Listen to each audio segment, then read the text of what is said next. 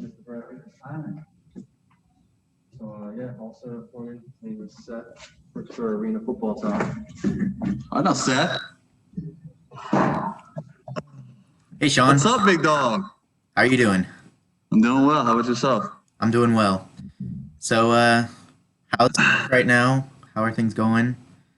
Good, good. So, 1-0. Yeah, So can't really complain about that. yeah. I got another big game this week, so just another week of preparation and go out there and do our thing. The game this past Saturday, I saw you went out, or I just saw you Yeah. place. I don't know what happened. Yeah. So dealing with upper body injury. Okay. So we're doing all the tests. Got a bunch of tests done this weekend. Got to get a bunch of tests done in Louisville. So wait and see on that. But I'm feeling better every day. So if I'm not ready to play, then have all the faith in the world in Alejandro to go out there and get the job done. Yeah. And when I'm healthy, I'll obviously be back and ready to do it. Right. Sounds good.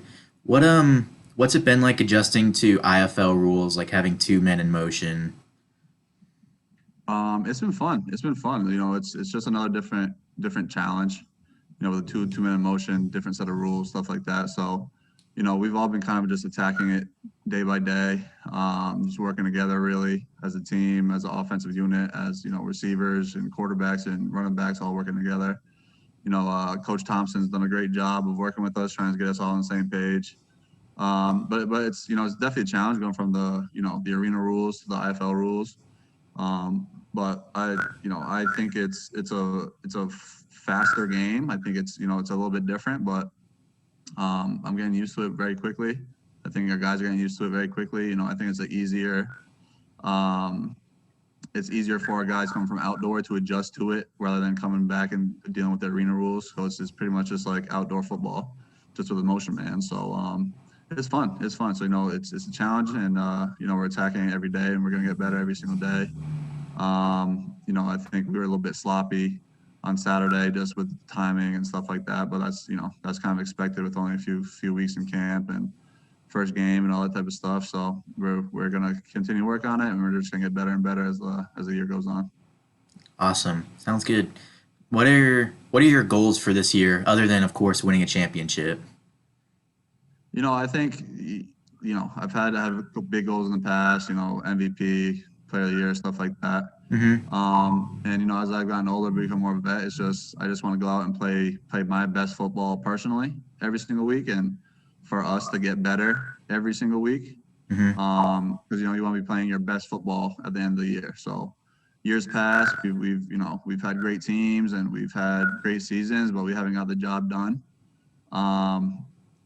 So I'm just looking forward to really just keep on improving week by week, practice by practice. It's a cliche, but I think it's definitely something that we really are looking forward to doing this year, especially in a new league and dealing with all those different type of things with travel and with COVID, obviously, all the things that you got to deal with. So just every day get better, learn a little bit more every day, be a better teammate every day, get guys lined up, and then just do what I do once I'm out on the field, and that's score touchdowns, put on a show for our fans, and provide some entertainment for everyone watching. Awesome. Yeah. This is switching gears a little bit here, but last year I saw the documentary Now or Never for you guys. What was it like having cameras around filming you guys most of the time? It was cool. It was definitely cool. After a while, you kind of just get used to them being all up in your face and getting mic'd up and all that type of stuff. But those guys they're out of Waltham. They're Moody Street TV, so they're literally like right down the street from where I work at, where I teach at. So kind of build a rapport with those guys. Great dudes. They obviously did a great job with the documentary, stuff like that. But it was cool, man. It's a great experience. We can always pop on Amazon Prime, go watch your boy on Now or Never. So the language was the biggest thing that I kind of got. My mom and some parents at school and stuff like that. They gave me a hard time for some language, but I think overall they did a great job, and it was very well done. Just to kind of peel back the curtain a little bit to see what arena football is really like, and the things that we got to deal with. every single day, and off the field, on the field, practice. It's a grind, and every season is different. And I think they did a great job of taking a look at everything behind the scenes. So it was definitely cool thing, and something I could definitely look back on in a few years and be proud that you're a part of it. Yeah. Are you still teaching at that school, doing gym class? Still there. So that's why I'm late today. Got out of school at 3 o'clock and hit the car and came right to the DCU, came right to the computer. So Nice. they're still doing a great job. They're very flexible with my schedule, and if I gotta get out for practice or we're flying out or something like that, they always help me out. So shout out Fitzgerald and Miss Santillo, our principal over there. That's awesome. So I just want to not gush a little bit, but I have seen you play a few times. I'm from Greensboro, North Carolina, so Yeah, interned for the Cobras for a little bit, and it was always fun seeing the Pirates come to town. To me, I always looked forward to those matchups the most. definitely. What was your experience playing in Greensboro, or just playing in the NAL in general too? Well, I think they the Cobras and those guys in Carolina, I think they became one of our biggest rivals just because they're always, big time matchups, big time games, always a tight game.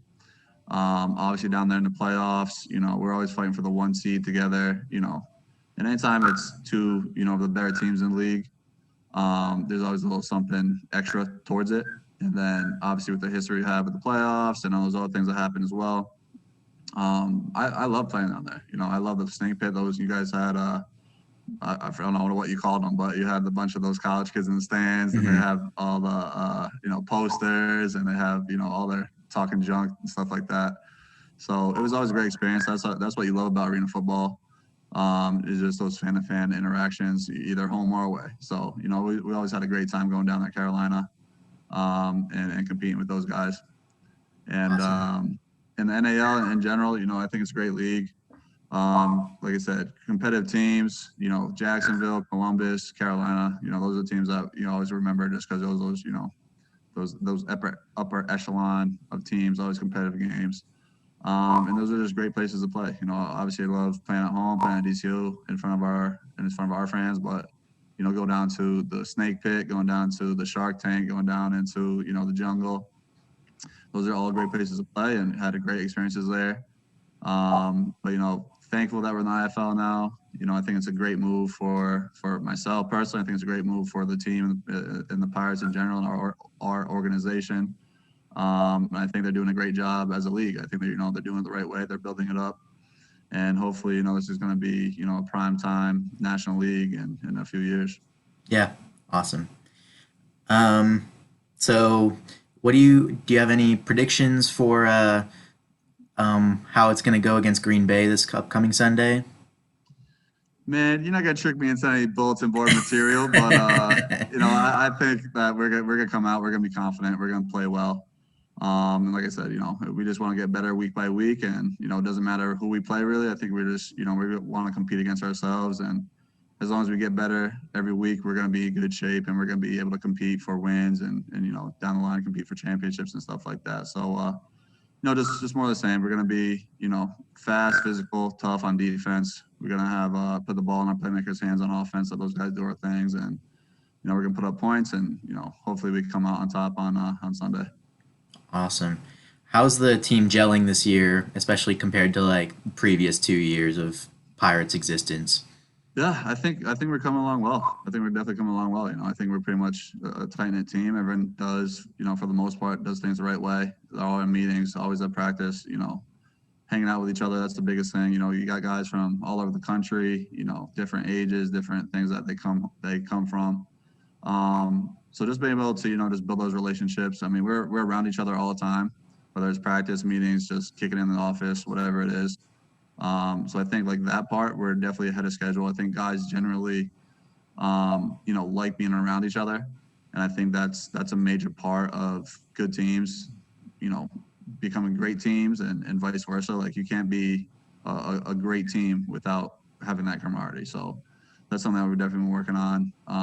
Get everyone on the same page, just talking through stuff, just, knowing where everyone came from, knowing their situation. And then at the end of the day, it's just a bunch of guys that, really care about football, really love football. And, being away from the game for a year and a half, whatever it was, dealing with COVID, I think a lot of guys are, very grateful for the opportunity and in front of them. So every single day that you have an opportunity to go out there and play football, man, it's a blessing. I think a lot of our guys realize that, and we don't take advantage of it. We just take it as another opportunity that you never know when it's going to end. So it's been fun getting to know these guys. Like I said, every team's a new team. Even if you have the same core together, there's always different characters, different casts, and it's nice to know to get to know those guys and just kind of build that team camaraderie. Right. Awesome. Let's get into a couple more fun questions. What's your favorite food? Favorite food, man. That's tough. I'm a big barbecue guy, but I rarely eat it. I want to say, barbecue ribs, that type of stuff, eating some pork. That's a rare thing, like a cheat meal type deal. Mama's cooking back home. She'll put on a rack of ribs on the grill, tear it up. So that's always good. So I gotta say, some ribs, some buffalo wings. Can't really beat that right there. Those are probably my two go-to. But especially during the season, can't really rock with that. Gotta Yeah. feed the body the right way. Hmm. But if we have some time off or in the off season, I definitely like to indulge in those type of things. So speaking of what you like to do in the off season or just in your spare time, what are some of your hobbies other than football? I mean, it's for me, like football is a pretty much a year-round thing.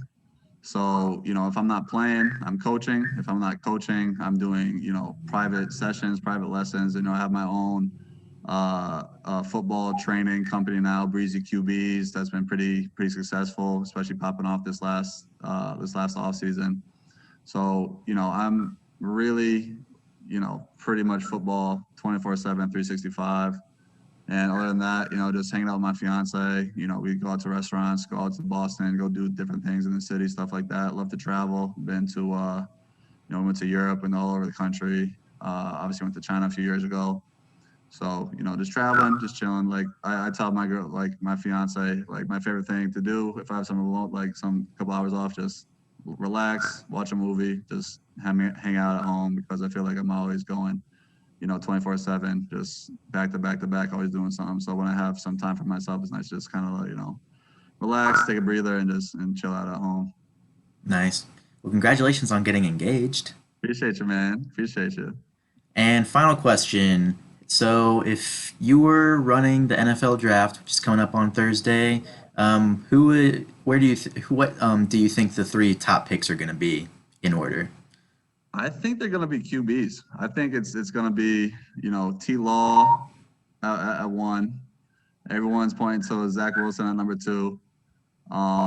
If I was the 49ers, I've seen a lot of Mac Jones talk, but I think I like those other guys a little bit better than Mac Jones. I like, Trey Lance is a stud and Justin Fields is a stud. So, being a Patriots fan, I think, we need a quarterback.